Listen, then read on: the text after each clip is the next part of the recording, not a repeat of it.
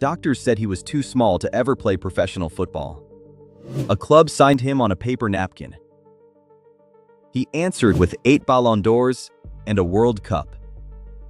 And this week, at 39 years old, he stands 2 games away from doing the impossible one. Rosario, Argentina, 1987.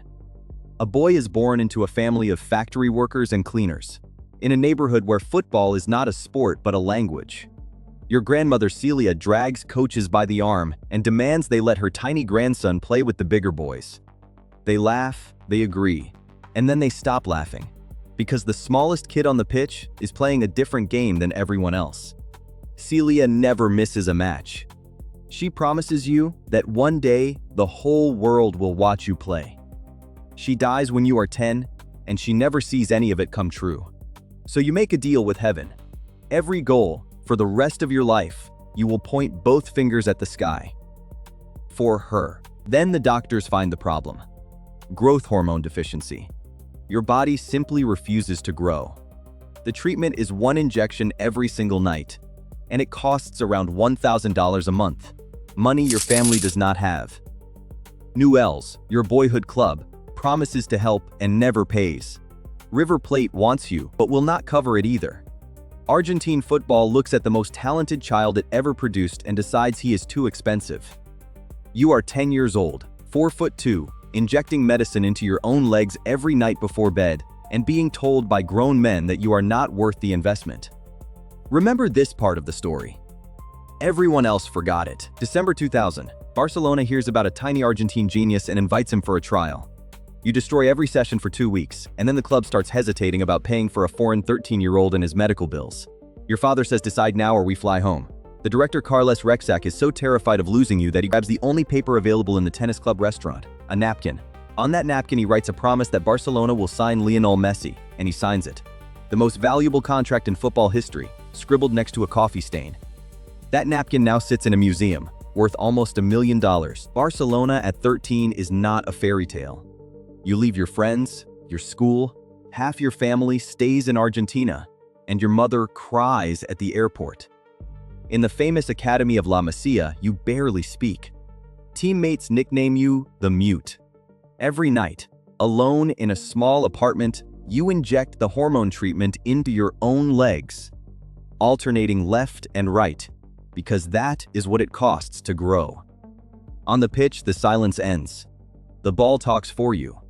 Within 2 years, every coach in the academy uses the same phrase in their reports. Best player I have ever seen at this age. The Mute kid is about to make the whole world speechless. 2004. You are 17 when Barcelona throws you into the first team, and the biggest star on the planet adopts you instantly. Ronaldinho, at the absolute peak of his powers, tells the dressing room a sentence that sounds insane. "I am not the best player in the world, because the best player in the world is this kid." Your first professional goal arrives as a gift from him. A lobbed assist that you finish like you had done it 1,000 times, and Ronaldinho carries you on his back in celebration. The king himself, carrying his own successor. Football has never seen a coronation so gentle. What follows breaks the sport. In 2009, Barcelona wins every single trophy available, 6 in 1 year, and nobody has ever done it since. You win the Ballon d'Or 4 years in a row, something no human had ever achieved. In 2012, you score 91 goals in 1 calendar year, a number so absurd that statisticians checked it twice. 672 goals for one club, 35 trophies. Defenders start describing you the way people describe weather: unstoppable, unpredictable, and not your fault. The little boy who was too expensive to grow is now the most valuable athlete alive, but the sky blue and white shirt of Argentina becomes your personal nightmare. World Cup Final, 2014, in the Maracana, and Germany breaks your heart in extra time. You are named best player of the tournament and you walk past the World Cup trophy without looking at it. The saddest photo in football history. Then the Copa America final of 2015, lost on penalties. Then the final of 2016, lost on penalties again, and this time you miss yours. Argentina, the country that worships you, begins to whisper that you only shine for Barcelona. 3 finals in 3 years, 3 defeats. The greatest player on earth cannot win with his own flag on his chest. After that third final, you break. In the interview room, still in uniform, you announce that you are done with the national team. The national team is over for me, you say. It is not for me. Argentina goes into mourning. The president calls. Children write letters. Murals appear overnight in Buenos Aires begging you to stay. A campaign floods the streets with one phrase: "Do not go, Leo." And months later you return, quietly, without a speech, because your country needs you more than your pain does. Legends are not people who never quit. Legends are people who come back. 2021 delivers two earthquakes. First, the miracle. Copa America final. Inside the Maracanã. Against Brazil. In Brazil. In Brazil. Argentina wins, and after 16 years of pain, you fall to your knees in the center circle and sob while your teammates pile on top of you. Your first title with your country, dedicated to a grandmother in heaven. Then, 1 month later, the unthinkable. Barcelona is financially broken. Marfanade verkwisachel and cannot register your new contract. After 21 years, the marriage ends in a press conference where you cry into a tissue before saying a single word. You never wanted to leave home. Home could no longer afford you. Qatar 2022. 35 years old, your last World Cup, everyone says. What happens next is the greatest story ever told in this sport. 7 goals, carrying Argentina through every knockout round, and a final against France, against the young King Mbappe. That becomes the most dramatic match in the history of football. 3-2, 3-3 penalties. When the last penalty goes in, you drop to the grass, and 400 million Argentines drop with you. They dress you in a black royal robe and hand you the World Cup, and you kiss it like it owes you an apology. 36 trophies, 7 Ballon d'Ors at the time, and now, finally, the only one that was missing. The debate ends that night for most of the planet. Whatever you carry it of Audict in bold that you make in it and you choose joy. Maya was polluter today that you Mario.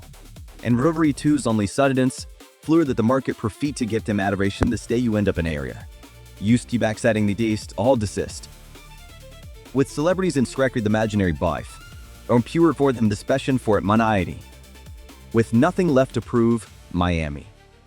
Pink shirts, palm trees, and a league that triples its audience the day you arrive. You win the 8th Ballon d'Or, an award you now share shelf space with, like old friends. Celebrities fight for tickets to watch you jog, and every summer the same question returns like a tide. Is this the year he finally slows down? You're it the same way you answered the doctors in Rosario, the scouts in Buenos Aires, and every defender in Europe for 20 years. You do not say anything at all. You just keep playing. Which brings us to this exact week, and a World Cup nobody believed he would even play. 39 years old. Your 6th World Cup. And instead of fading, you are rewriting the record book one more time. 8 goals in this tournament alone. With them, you passed Miroslav Klose and became the all-time leading scorer in the history of the World Cup. 21 goals across 6 tournaments. On Wednesday night in Atlanta, Argentina faces England in the semi-final, the first time you have ever played them in your entire career. Their captain Harry Kane has waited 20 years for one trophy. You are the only thing standing between him and destiny. And he is the only thing standing between you and immortality squared. No player has ever won back-to-back World Cups as captain. No player has ever lifted the trophy at 39. And here is the poetry waiting in the final. On the other side of the bracket, France and Spain fight for the right to face you. France means Mbappe, the heir you defeated in Qatar. Spain means Lamine Yamal, the baby you once bathed in a charity photo shoot 18 years ago, in a photo the world never forgot. Either way, the last dance ends against the future you helped create. The ending of the greatest story in football is being written right now, this week. Part 2 drops the moment this World Cup ends. Subscribe now, because you do not just want to hear this story. You want to say you watched it happen.